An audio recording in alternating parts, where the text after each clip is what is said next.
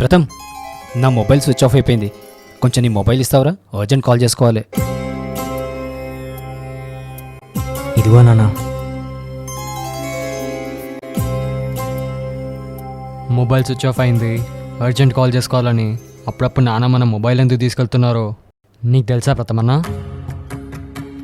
తెలుసురా, మన activities check చేయడానికి పక్కకి తీసుకెళ్ళి మొబైల్ అంతా చెక్ చేస్తారు.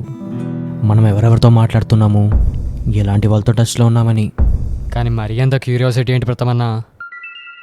నీకది క్యూరియాసిటీ అనిపిస్తుందేమో, కానీ నాకది ఒక తండ్రిగా తన రెస్పాన్సిబిలిటీ అనిపిస్తుంది.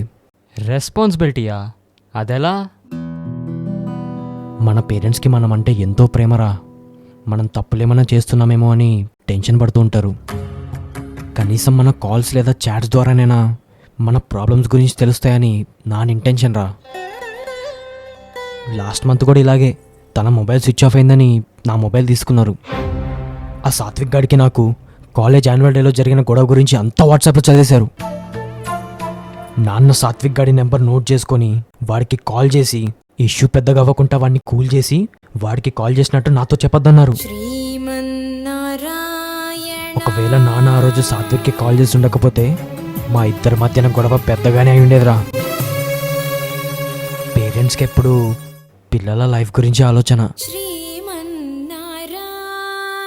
నిజం చెప్పాలంటే నాన్న నా మొబైల్ తీసుకొని చెక్ చేస్తుంటే నాకైతే చెప్పలేని హ్యాపీ ఫీలింగ్.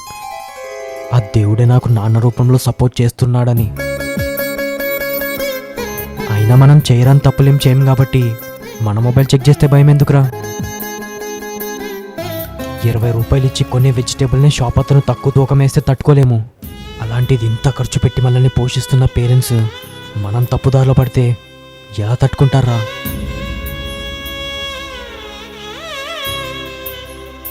చెక్ చేయడానికి తీసుకెళ్ళిన మొబైల్ కూడా నాన్నగొన్నదే. తనకి కాకపోతే ఇంకెవరికి రైట్ ఉంటుందిరా? అవునన్నా, కరెక్ట్. ఒరేయ్, 2 నిమిషాల్లో హారతిస్తాను, పిలువగానే వచ్చి కళ్ళు కత్తుకోండి.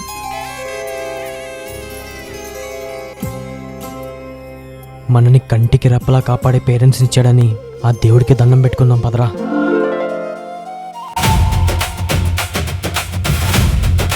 మేం చేస్తున్న గోసేవలో మీరు భాగస్వాములవ్వండి. గోరక్ష జగద్రక్ష. దాతలు మన పరంపర చారిటబుల్ ట్రస్ట్ యొక్క స్కానర్, బ్యాంక్ అకౌంట్ లేదా యూపీఐ ద్వారా గోసేవకి సహాయం అందించవచ్చు.